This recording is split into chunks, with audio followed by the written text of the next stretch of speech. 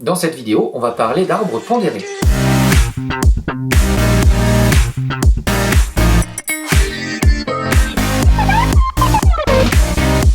Alors un arbre pondéré, c'est un schéma qui permet de représenter une succession d'expériences aléatoires. Et sur les branches de cet arbre, on fera apparaître soit des probabilités conditionnelles. Par exemple, on dispose d'un sac dans lequel il y a des boules de plusieurs couleurs. On pioche une première boule, on ne la remet pas, puis on en repioche une seconde. On va utiliser, pour que ce soit un peu plus simple, les notations suivantes. Lorsque l'on pioche une première fois, on a 3 issues possibles, soit on pioche une bleue, soit une rouge, soit une noire.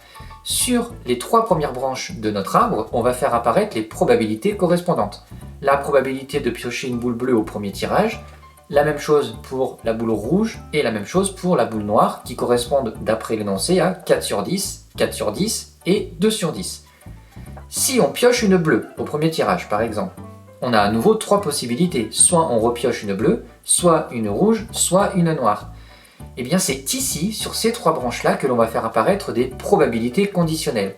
La première, c'est la probabilité de piocher une boule au deuxième tirage, sachant qu'on a eu une boule bleue au premier tirage. Celle du dessous, la branche du dessous, c'est la probabilité qu'on a pioché une rouge au deuxième tirage, sachant qu'on a pioché une bleue au premier tirage. Et enfin, la probabilité qu'on a pioché une noire au deuxième tirage, sachant qu'on a pioché une bleue au premier tirage. Il n'y a plus que 9 boules. On n'oublie pas qu'on a déjà pioché une bleue, donc les probabilités correspondantes sont 3 sur 9, 4 sur 9 et 2 sur 9. Et ça va être la même chose si on a pioché une rouge lors du premier tirage ou si on a pioché une noire lors du premier tirage. Au bout de ces branches d'arbres, au bout de ces chemins, on a ici des probabilités des intersections. La première, c'est la probabilité qu'on ait pioché une boule au premier tirage et une bleue au deuxième tirage. La deuxième, c'est la probabilité qu'on ait pioché une boule bleue au premier tirage, puis une rouge au deuxième tirage. Et la troisième branche, c'est la probabilité qu'on ait pioché une boule bleue au premier tirage, puis une boule noire au deuxième tirage, et ainsi de suite pour toutes les branches qui descendent.